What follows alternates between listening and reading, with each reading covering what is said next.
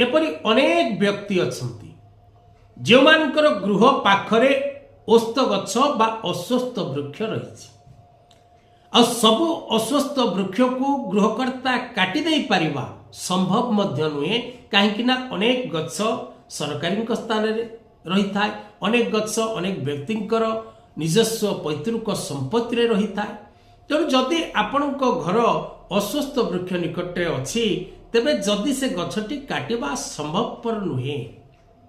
तेबे से गछ मूल आपण प्रत्येक दिन एक लोटा पानी दबाक पड़िबो। यह करबा द्वारा आपण गृह प्रति सृष्टि होतिबा वास्तु दोष मुक्ति मिलता है एवं गृहकर्ता को सुख एवं सौभाग्य प्राप्ति होता है। किंतु अस्वस्थ वृक्ष जदि गृहर पश्चिम दिगरे थाए ताहा वास्तुशास्त्र मते शुभ